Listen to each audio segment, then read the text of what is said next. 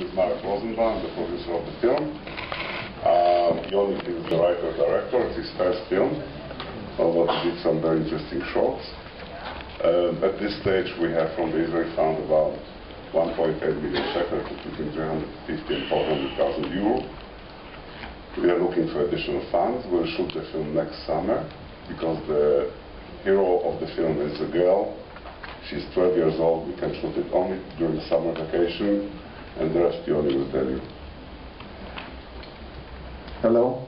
It's the first time in my life I speak to a microphone, so I'm sorry. Used to. My name is Yoni Kiehl. I'm the co-writer and director of this film, The Ed Sign, what's called The Ed Sign. And I want to tell a few sentences about myself before I'm not sure if it's up there, so I'm sorry. I was always fascinated by the gap between the perception of reality and what reality actually is. And everything I do derives from that fascination. And I was always looking for a film which would be science fiction, but without the science fiction element, the fantastical element, but would derive from this gap and from a microscopical zoom into the consciousness of a human being. And I think this story really, after years of searching, this story represents what I believe will be a unique experience. It's a story about a 12-year-old girl that never leaves the house. She lives with her mom in an isolated location, and they're really good friends, but she actually doesn't know anything about her mom. She doesn't know where her mom lives when she goes to work and when she comes back to her home 7 days a week. It looks like the only thing that separates her and reality is the drawn curtains that cover the house. And all she needs to do is just to reach her hand and to pull one of the curtains, but it seems that this idea never really occurred to her. The life of this child is full of rituals. She gets up in the morning.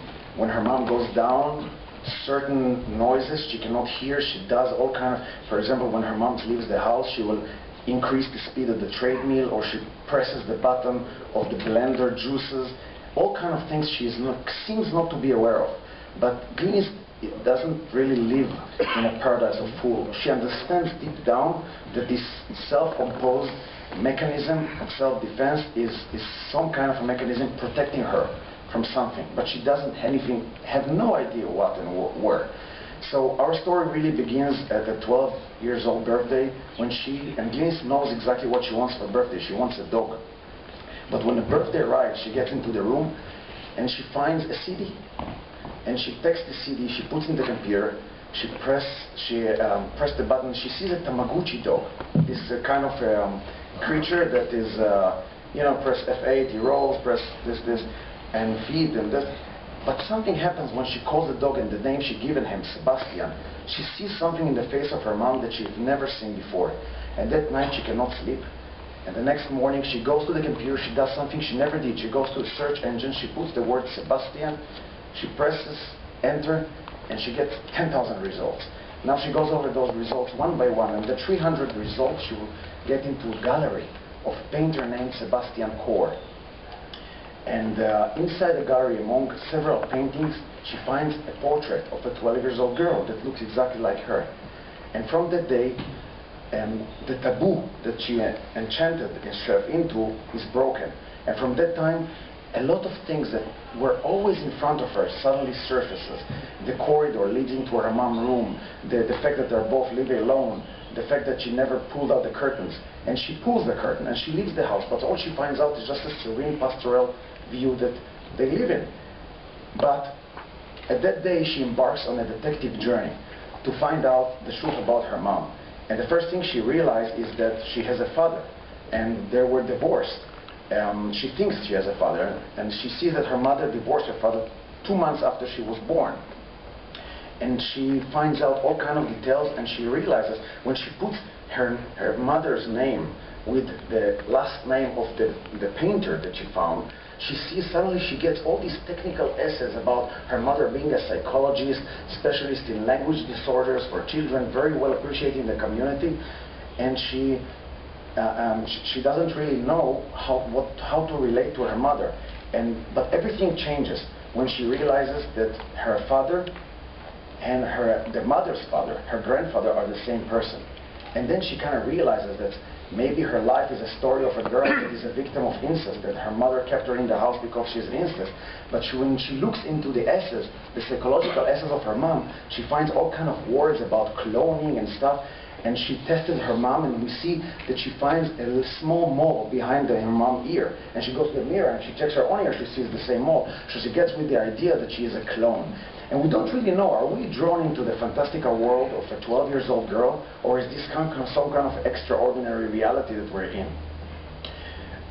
But the story reaches a further point when she realizes, she sees a picture. This whole story is actually detective work with the dual means of the 12-year-old girl, with, you know, like a war of minds against the only person she ever met. And she finds out a picture, a portrait of her mom. I'm finishing. 2 months before the pregnancy, and her stomach is flat. And she did something else. She finds out that her mother lives in an urban territory. She has a different apartment. So as the story escalates, and she sends a locksmith into her mom's apartment, we are really drawn into war of minds between those two people. And I'm not going to reveal the end, but I can tell you that in the third act, we see a different reality, a different mom, a different circumstances, as both stories will collide, as Glynis will discover the weird, the strange truth about herself, stranger than everything she ever imagined. And that's the story. Thank you. We rarely hear sci-fi, or maybe it's not sci-fi. No, it's not actual sci-fi. It's not a sci-fi. But that's rare for an Israeli pitch. So you took away my question. Would you take it as a science fiction or as a drama? No, it's actually a psychological story, because the original idea was more sci-fi than this story is. It's actually a psychological story inside the mind of a girl. It's not a sci-fi in the classical sense of the word, but it has several themes of the sci-fi genre that I like. Okay, that answers you? Okay, thank you very much. Thank you. Thank you.